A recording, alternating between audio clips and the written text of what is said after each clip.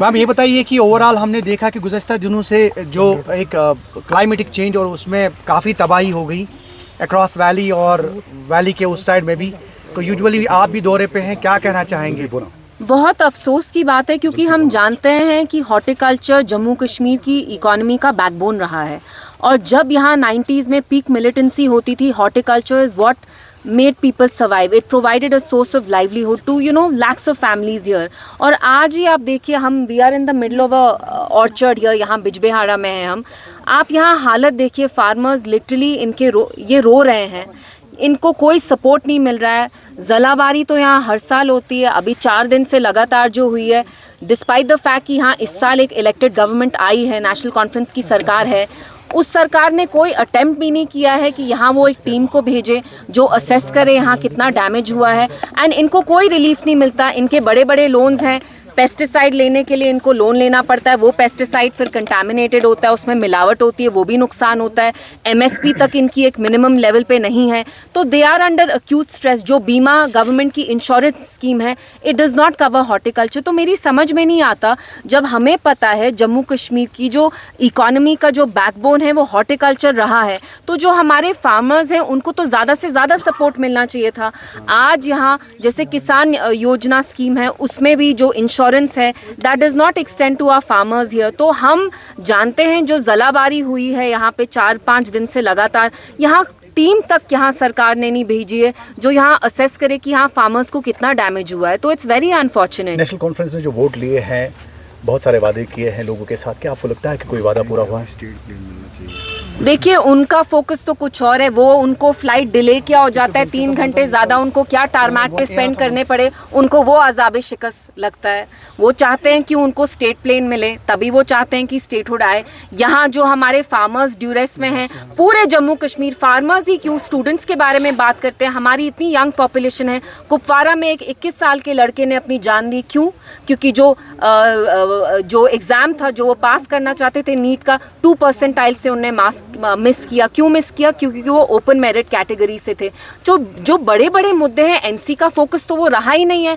BJP का agenda चला रहे हैं. बीजेपी स्टेटहुड मांगती है, एनसी भी स्टेटहुड मांगती है. बीजेपी वक्फ पे कोई डिबेट नहीं चाहती है, एनसी ने भी वक्फ पे देखिए अपने मुंह पे ताला लगाया. तो जो भी बीजेपी अपना एजेंडा यहाँ चलाना चाहती है, तभी एनसी को इतनी भारी अक्सरियत से लोगों ने यहाँ लाया कि वो इतने मेजॉरिटी में आके 50 एमएलए लाके, फिर बीजेपी का ही उनको अगर एजेंडा चलाना था तो बता देते लोगों को. रामबन के इंसिडेंट को आप समझती हैं कि नेशनल डिजास्टर होना चाहिए, डिक्लेयर होना चाहिए, लेकिन सीएम का स्टेटमेंट डिफर है. देखिए मैं उनके साथ बहुत सारी चीज़ों पे अग्री नहीं करती, but immediately a state disaster should be declared. What are we waiting for? Why are they dragging their feet? It's not like they are in an alliance कि उन्हें अपने कोएलिशन पार्टनर से पूछना है.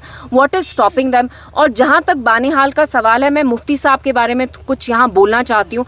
जब मुफ्ती साहब चीफ मिनिस्टर बने, अपनी ज़िंदगी में वो बस 4 साल चीफ मिनिस्टर बने, लेकिन मुगल रोड की कनेक्टिविटी वो something that he stressed on because he new this was coming.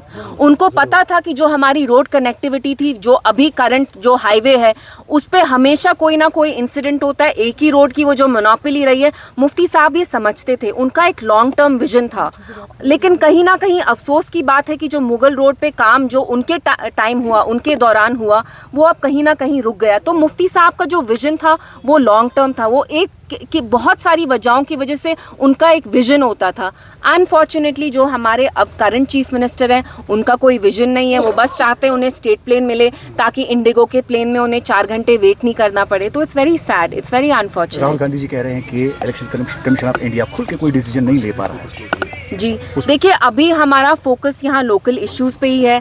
We are in the middle of an orchard. हम सेब के बागों में हैं. आप देख रहे हैं इनके माथों पे कितनी शिकंज है, कितना स्ट्रेस है, क्योंकि ये हॉर्टिकल्चर इंडस्ट्री से इनका वापसा है.